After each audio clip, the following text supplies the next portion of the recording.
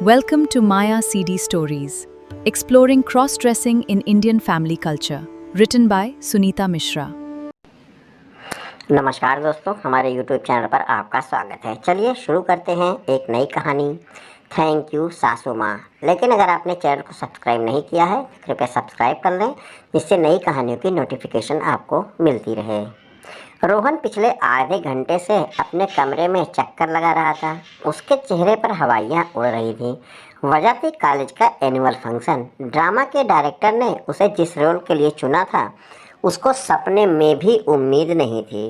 पूरे प्ले में सबसे अहम किरदार एक सासू माँ का था और इसको निभाने वाले लड़के का अचानक बीमार हो गया था, जिसकी वजह से डायरेक्टर ने रोहन के सिर पर यह ताज रख दिया था और कहा था, रोहन, मुझे पता है तुम एक टैलेंटेड एक्टर हो, लेकिन तुम्हें यह रोल पूरी सहजता से करना होगा। ऐसा लगना ही नहीं चाहिए कि तुम एक सासू माँ नहीं हो। बस अब ये समझ लो कि इस जिम्मेदारी को निभाने की बात तुम्हारे सिर पर है। तुम पूरी तरह सासू माँ लगोगे ही नहीं, सासू माँ बनोगे। कैसे, ये तुम्हारी समस्या है। रोहन अब यह टेंशन लेकर सीधा अपनी भाभी सीमा के पास पहुँचा। सीमा घर के लिविंग रूम में बैठकर चाय पी रही थी। भाभी, एक बहुत बड़ी हेल्प चाहिए, रोहन ने मुंह गिराए हुए कहा। सीमा ने चाय का घूंट पिया और बोला, क्या हुआ देवर जी, फिर से कोई असाइनमेंट पूरा करना है या पॉकेट मनी ख़त्म हो गई? अरे नहीं भाभी, उससे भी बड़ा संकट है। रोहन ने धीरे से पूरी बात बताई कि कैसे उसे कॉलेज में एक औरत यानी कि सासू माँ का रोल मिला हुआ है और डायरेक्टर ने कहा है उसे यह रोल बहुत ही सहजता से करना है, यानी कि पूरी सासू माँ बनना है। इसी एक बात ने मेरा दिमाग खराब कर रखा है, रोहन ने कहा। बात सुनते ही सीमा की हंसी छूट गई। तुम और सास का रोल? अरे रोहन, तुम तो ठीक से अपनी दाढ़ी भी नहीं छिपा पाते। अरे भाभी, इसीलिए तो तुम्हारे पास आया हूँ। रोहन ने तुरंत सीमा के आगे हाथ जोड़ लिए। आप मुझे मदद करिए, मुझे साड़ी पहनना, मेकअप करना, चाल ढाल सब सीखना है, लेकिन एक शर्त है भाभी, यह राज सिर्फ मेरे और आपके बीच रहेगा।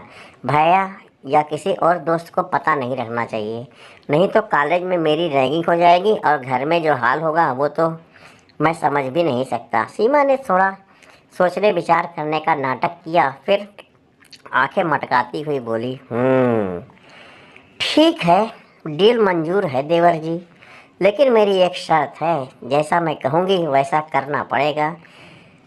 ठीक है, रोहन ने कहा। और फिर शाम को जब रोहित के भैया ऑफिस गए हुए थे, सीमा ने रोहन को कमरे में बुलाया। बेड पर एक लाल रंग की साड़ी, मैचिंग ब्लाउज, चूड़ियाँ और मेकअप किट सब रखा हुआ था। चलो सासू माँ, शुरुआत करते हैं साड़ी से, सीमा ने हंसते हुए कहा। अरे भाभी, ये तो बहुत भारी साड़ी लग रही है, रोहन ने डरते डरते साड़ी को छुआ। सीमा ने कहा, चुपचाप खड़े हो जाओ, और उसने रोहन को साड़ी पहनाना शुरू किया। प्लेट बनाते समय सीमा हंस रही थी। 6 फीट का लंबा चौड़ा रोहन लाल साड़ी में किसी पहलवान जैसा लग रहा था, और सीमा की हंसी तो बस रोके ही नहीं रुक रही थी, लेकिन रोहन के ऊपर जो बीत रही थी वो तो बस रोहन ही समझ रहा था। यह साड़ी उसे किसी फांसी के फंदे जैसी लग रही थी। खैर, रोहन शांत खड़ा रहा। फिर सीमा ने मेकअप शुरू किया। मेकअप करते हुए उसने कहा, देखो, अब मैं तुम्हारे चेहरे पर फाउंडेशन, कंसीलर, पाउडर सब लगा रही हूँ। उसने सब कुछ लगाया और फिर आईलाइनर और एक बड़ी सी माथे पर बिंदी लगा दी। जब सीमा ने रोहन को शीशे के सामने खड़ा किया तो रोहन खुद को चौंक गया। अरे बाप रे, ये मैं हूँ या मेरी खोई हुई जुड़वा बहन? बहन नहीं, कड़क सास। सीमा ने चुटकी ली। अब आगे चलकर दिखाओ, सास की तरह अकड़ कर चलना है, ध्यान देना। रोहन ने किसी तरीके से साड़ी का पल्लू संभाला और जैसे ही पहला कदम बढ़ाया, बस उसका पैर साड़ी के कोने में उलझ गया और धड़ाम से नीचे जा गिरा। उफ, अरे मैया, मर गया, रोहन ने चिल्लाते हुए कहा। सीमा बोली, अरे धीरे धीरे बोलो, इस तरीके से औरतें नहीं चिल्लाती। रोहन सीधे बेड पर गिरा था। उसकी बिंदी आधी हटकर गाल पर लग गई थी और लगभग आधी साड़ी की प्लेटें खुल चुकी थी। सीमा हंस रही थी। अरे वाह सास जी, आपकी एंट्री तो शानदार थी।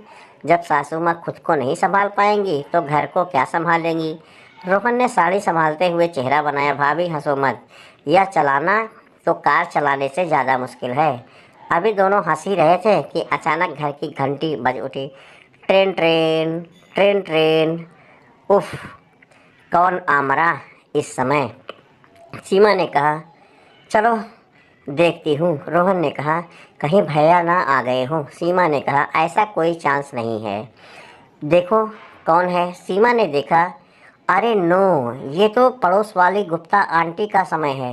वो अक्सर इसी समय दूध मांगने आती हैं। रोहन ने साड़ी समेटते हुए कहा, अरे भाभी मुझे कहीं छुपा दो। अगर उन्होंने मुझे इस हाल में देख लिया तो पूरे मोहल्ले में मेरी भद्द पिट जाएगी। भाभी मुझे कहीं छुपाओ। रोहन साड़ी का पल्लू अपने सिर के ऊपर डालकर एक किनारे की ओर भागने लगा। वह सामने लगे हुए पर्दे के पीछे छुपकर अपनी पहचान को छुपाने की कोशिश कर रहा था, जिससे गुप्ता आंटी किसी भी दशा में उसे न देख सकें। दोस्तों, आगे क्या हुआ? कहानी आपको अच्छी लगी तो अगला भाग जरूर देखिएगा। धन्यवाद। Thank you for listening to this story. Remember to subscribe to Maya CD Stories for more.